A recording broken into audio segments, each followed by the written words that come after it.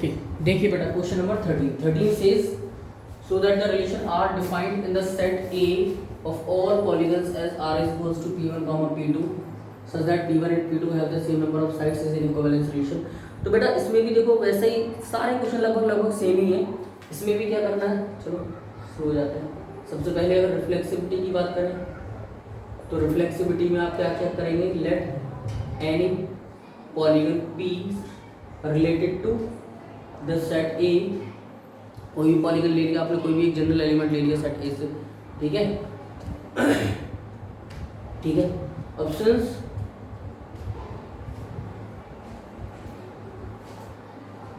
ठीक है, since each and every polygon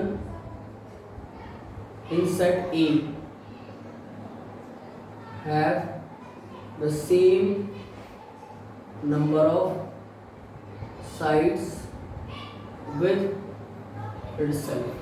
मतलब कहने का मैंने ये लिखा है कि जितने भी पॉलीगन्स इस सेट के अंदर होंगे उन सब में जितनी भी साइड्स होंगी वो अपने आप के इक्वल होंगी। जैसे पहला पॉलीगन में 5 साइड है तो वो अपने आप के इक्वल तो होंगी ना, यही चीज मैंने लिखी है, ठीक है। ग्रामेटिकल चीजें देख लेना, ओके। बाकी मेरा कहने का यहाँ पर तात्पर्य यही है बेटा कि जितने भी पॉलीगन्स इस सेट के अंदर होंगे वो सब में जो नंबर ऑफ साइड्स होंगे वो अपने आप के ही इक्वल होंगे, ठीक है। तो इसका मतलब क्या हो जाएगा बेटा कि P, P belongs to this relation, okay, therefore R is reflexive, ठीक है। अब देखिए सिमेट्रिक में, देखिए आप सिमेट्रिक में बेटा क्या काम करेंगे, दो कोई भी एलिमेंट ले लेंगे तो late P1, P2 belongs to this set A such that P1, P2 belongs to this relation, that means P1 and P2 have same number of sides। या फिर यूँ लिख सकते हो आप कि P1 की जितनी साइड्स होंगी उतनी ही साइड्स P2 में होंगी, तभी तो ये रिलेशन में आया है।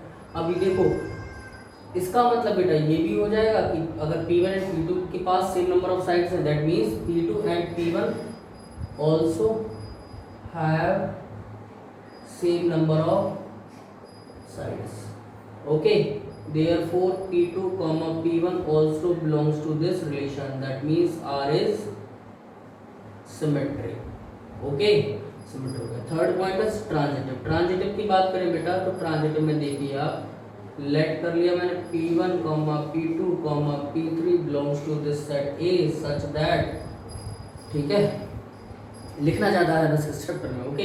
तो देखिए P1, P2 belongs to this relation, that means P1 and P2 have same number of sides, and P2, P3 belongs to this relation, that means P2 and P3 have same number of sides। अब देखिए P1 and P2 के पास same number of sides होंगे, P2 and P3 के पास same number of sides होंगे, that means P1 and P3 also have same number of sides। अगर इनके पास same number of sides होंगी that means P1, P3 belongs to this relation, okay. तो R is symmetric। अब देखिए हमारा relation reflexive भी है, सिमेट्रिक भी है, ट्रांजिटिव भी है, that means R is in R is an equivalence relation। अब देखिए आगे कह रहा है what is the set of all elements in A related to the right angle triangle T with sides 3, 4, 5।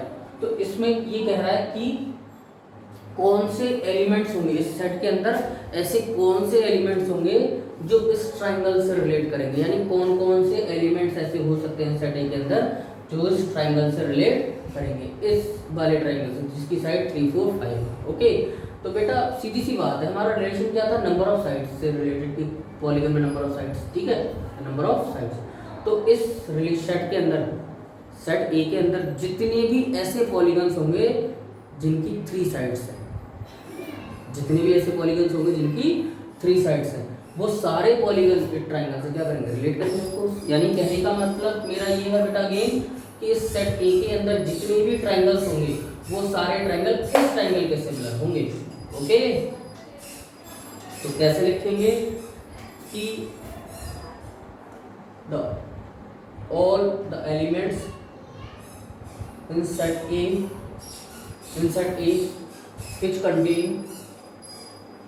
which contain three sides, that is are related to the set, are related to the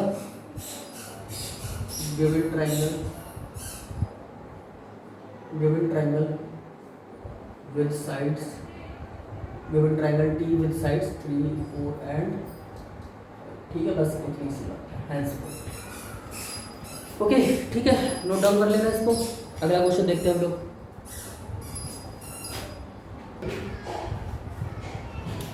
देखिए बेटा अगला question number 14 में क्या कह रहा है, let L capital L be the set of all lines in XY plane and R be the relation in capital L set defined as R is equal to this in which L1 is parallel to L2। Okay, तो देखिए हमसे कह रहा है कि plane है XY plane जिसके ऊपर बहुत सारी लाइंस दे रखी है, ठीक है, और उन लाइंस के बीच में बेटा जो रिलेशनशिप दे रखा है वो ये दे रखा है कि L1 is parallel to L2। तो हमसे कह रहा है कि ये बताइए ये रिलेशन क्या होगा आपका, इक्विवेलेंस रिलेशन होगा। ठीक है, तो इक्विवेलेंस दिखाने के लिए फिर वही चीज़ है, फिर वही हम क्या करना है, रिफ्लेक्सिव दिखाना है, सिमेट्रिक दिखाना है एंड ट्रांजिटिव दिखाना है। ओके, तो देखिए बेटा रिफ्लेक्सिव के लिए आप क्या काम करेंगे कि let any line L belongs to this set L capital L। Okay, तो ठीक है, तो अब यहाँ पर लिखना since each and every line of a set L is parallel to itself। मतलब कहने का ये है कि सेट के अंदर जितनी भी लाइंस होंगी XY प्लेन पर वो सारी लाइंस अपने आप पे पैरेलल तो होंगी। इसका मतलब सारे एलिमेंट अपने आप से रिलेट कर रहे हैं। इसका मतलब क्या हो जाएगा बेटा, L belongs to this capital L। इसका मतलब बेटा R is reflexive. Okay, R क्या हो गया हमारा, रिफ्लेक्सिव हो गया। देखिए अब सेकंड क्या हमारा, सिमेट्रिक के लिए कर लो बेटा, let L1, L2 belongs to this set capital L such that L1, L2 belongs to this relation। If this ordered pair lies in this relation then both elements are related to each other like L1 is parallel to L2। Equation 1। Okay, इसको equation 1 बोलने की जरूरत नहीं है। ठीक है, अब देखिए L1 और L2 के पैरेलल होगी तो ये भी तो बोल सकते हैं L2 is parallel to L1। अगर L2 L1 के पैरेलल होगा that means L2, L1 belongs to this relation. अगर L2 L1 lies in this relation that means R is symmetric. Okay बेटा, R क्या हो गया हमारा, सिमेट्रिक हो गया। अब देखिए थर्ड पॉइंट में अगर हम ट्रांजिटिव की बात करें तो ट्रांजिटिव के केस में आप देखिए तीन एलिमेंट ले लेंगे, let L1, L2, L3 belongs to this set capital L such that L1, L2 belongs to this relation that means L1 is parallel to L2। okay, equation say 1 and also L2, L3 belongs to this relation that means L2 is parallel L3, this equation say 2।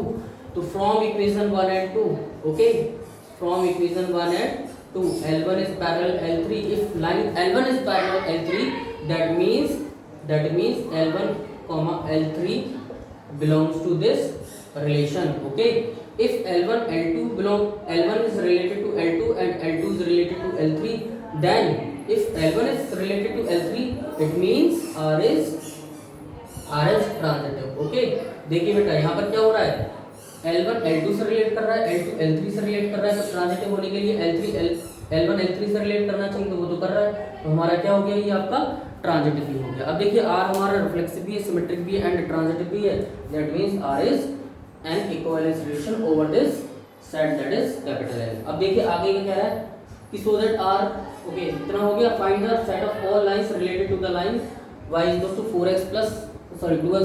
अब देखिए बेटा हमें जो relationship दे रखा है ना, इसको note down कर लेना। इसको देखिए हमें जो रिलेशनशिप दे रखा है वो पैरेललिटी का दे रखा है। पैरेललिटी का मतलब कि जितनी भी लाइंस इस सेट के अंदर होंगी सारी की सारी लाइंस, रिलेशनशिप क्या दे रखा है कि line L1 is parallel to L2। इसका मतलब हमसे कह रहा है कि वो सारी लाइन बताओ जो इससे रिलेट करें, वो सारी लाइन बताओ जो इससे रिलेट करें। Set of all lines, set of all lines which related to this. तो suppose in XY plane this line is this, मान लो ये लाइन ये है बेटा, अगर ये लाइन ये है तो इससे रिलेटेड हमें सारी लाइन बतानी है। तो बेटा इससे रिलेटेड अगर ये हमारी required line y equals to कितनी है 2x + 4, तो बेटा अगर इससे रिलेटेड मुझे सारी लाइन चाहिए, रिलेटेड इस लाइन से रिलेटेड मुझे सारी लाइंस चाहिए, तो इससे रिलेटेड जितनी भी लाइंस होंगी सारी की सारी इसके पैरेलल होंगी, यानी ऑल सेट ऑफ लाइंस, यानी the set of lines which related to this given line will be parallel to this line. अब बेटा इस लाइन के parallel set of lines infinite हो सकती हैं, ठीक है, कितनी हो सकती है इनफाइनाइट, ऐसे इनफाइनाइट लाइंस हो सकती हैं, ठीक है।